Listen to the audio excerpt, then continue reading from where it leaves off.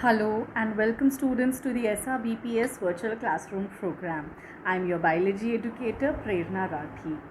I hope you are all making complete use of our YouTube channel. Now let us come and see what I have got for you today. So in the previous class we had discussed the structure of DNA. Let us now discuss the central dogma, packaging of DNA, etc. What do you mean by central dogma, children? Central dogma is basically a representation of flow of information. ये किसने दिया था? Francis Crick ने ही proposed, how the information flows inside a biological system. DNA creates a copy of its own by a process called replication. A DNA gets converted into RNA by a process called transcription, and this mRNA, this nucleic acid information, is converted into amino acid information by a process called translation. All these processes we will be discussing in detail in this chapter. Now there's also another process which is conversion of RNA into DNA, which is known as reverse transcription. Okay, so this was given by Francis Crick. And this shows how the information is transported or transferred or converted in a biological system. Let us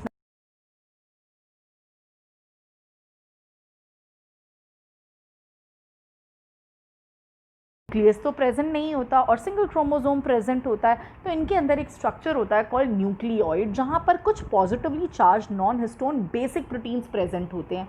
क्योंकि ये proteins positively charge होते हैं and we know that the net charge on a DNA molecule is negative, तो DNA कहीं पर भी spread नहीं होता बल्कि इन प्रोटीन्स के साथ बाइंड करके परमानेंटली एक ही जगह पर रहता है.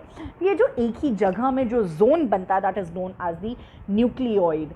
Okay, so DNA in the nucleoid is actually arranged in the form of large loops around the non-histone basic proteins. Now let us discuss the structure of packaging of DNA in eukaryotes, which is a little complex. Roger Kornberg in the year 1974 reported that chromosome is made up of two things. It is made up of both DNA as well as protein. ऐसे नहीं बोल सकते कि खाली genetic material जो है वो DNA है. अगर क्रोमोसोमल पैकेजिंग तक पहुंचना है तो उसको कुछ प्रोटीन की रिक्वायरमेंट भी होती है. बीडल एंड टेटम ने प्रोवाइड किया था Beed in the string model. इनके अकॉर्डिंग ये कैसे अरेंज था? ऐसे अरेंज था. बीड्स इन द स्ट्रिंग, माला में मोती. ठीक है, इसको एक बीड मांगना गया था. ये कनेक्टेड डीएनए को थोड़ा सा स्ट्रिंग, बीड ऐसे bead and this was the string, bead string, bead string. That is why it was known as the bead in the string model. They said that there are proteins associated which are of two types. Basic proteins भी हैं और acidic proteins भी हैं. जो basic proteins हैं वो histone proteins हैं, protamine और histone, और non histone जो proteins हैं वो acidic in nature हैं. DNA being negatively charged इस हिस्टोन ऑक्टोमर के ऊपर बाइंड करता है. हिस्टोन ऑक्टोमर क्यों बोला? क्योंकि ये 1 2 3 4 एंड देन इसके नीचे लगा लो 5, इसके नीचे भी एक 7 8. There are like 8 molecules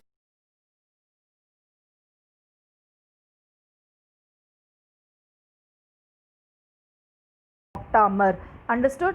There are 2 H2A molecules, 2 H2B molecules, 2 H3 and 2 H4.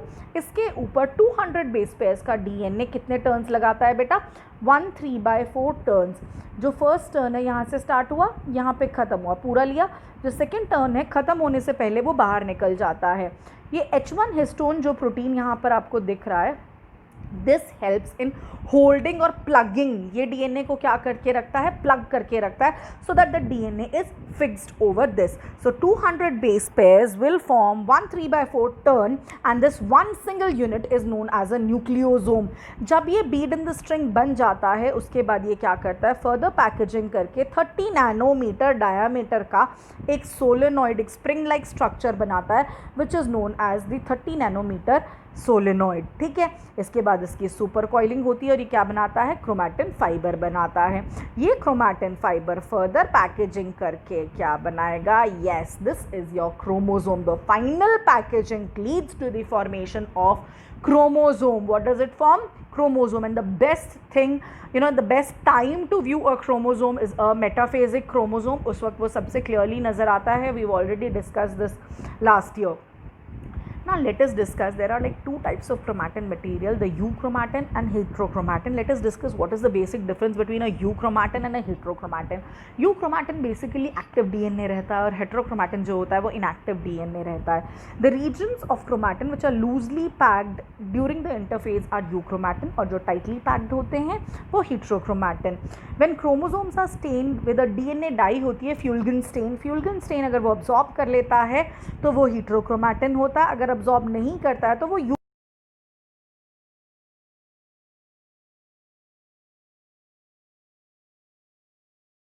नहीं हो रही होती है. इनके अंदर कोई रिपीटेटिव सीक्वेंसेस नहीं होते, इसमें बहुत ज़्यादा रिपीटेटिव डीएनए सीक्वेंसेस प्रेजेंट होते हैं. Euchromatin I just told is transcriptionally active and heterochromatin is transcriptionally inactive molecule. Understood, children? Now let us discuss various experiments, in order to, अब हम क्या कर रहे हैं, हम experiments करेंगे in order to prove that DNA is the genetic material. The first experiment that was conducted, children, was conducted by Frederick Griffith in the year 1928. इसने क्या किया, he took Streptococcus pneumoniae.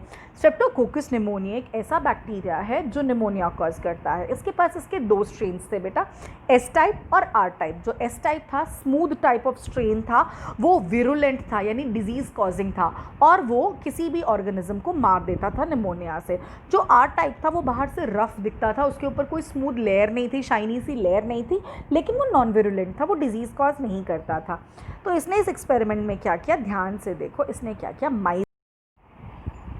माइस लिए और माइस को इन्फेक्ट कराया दोनों strain से बारी बारी. फर्स्ट ही टुक लाइव विरुलेंट एस सेल्स, और लाइव विरुलेंट एस सेल्स को लाइव माइस से, जब इसने लाइव माइस में जब लाइव विरुलेंट एस सेल को इंट्रोड्यूस कराया तो माइस की डेथ हो गई, इससे विरुलेंस प्रूव हो गई. जब इसने आर को इंट्रोड्यूस करवाया, लाइव माइस के इन्फेक्ट करवाया, तो माइस की डेथ नहीं हुई, यानी कि उसने डिजीज़ कॉज नहीं किया. फिर इसने क्या किया, एक टेस्ट ट्यूब में एस को डाला और उसको हीट किया. हीट किल्ड एस से जब इसने लाइव माइस को इन्फेक्ट किया तो माइस की डेथ नहीं हुई, यानी बैक्टीरिया ने कुछ नहीं किया. फिर इसने क्या किया, इन ऊपर वाले दोनों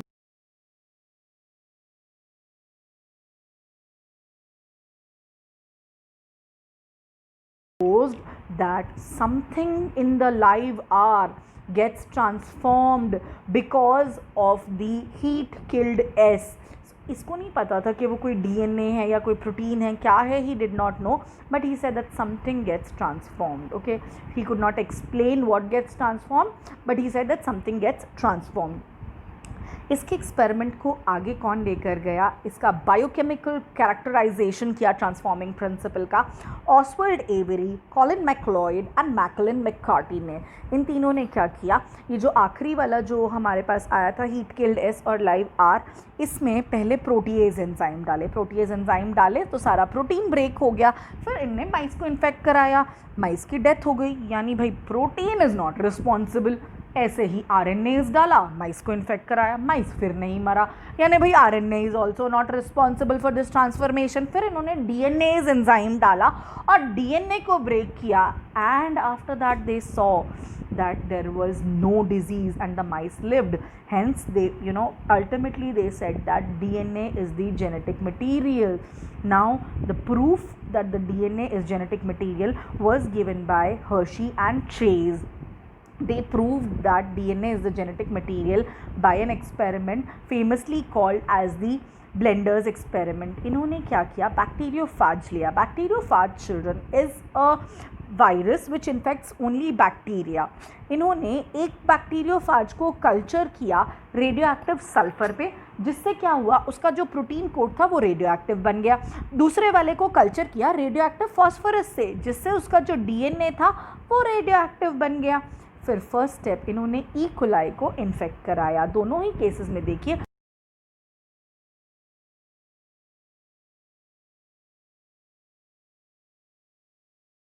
बोलते हैं दे ब्लेंड इट. ठीक है, उसके बाद क्या किया, centrifugation.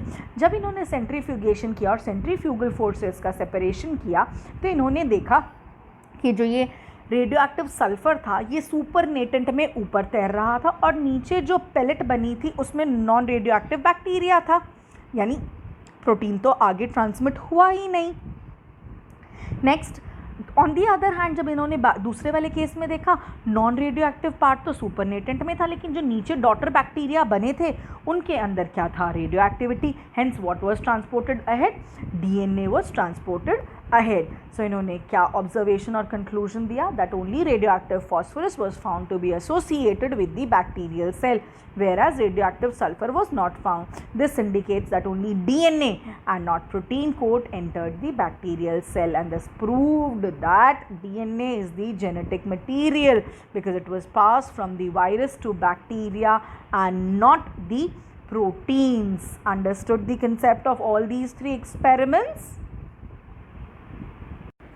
I hope you have all understood what I taught you and you are making complete use of this YouTube channel. Until next time, take care, study hard. Goodbye, children.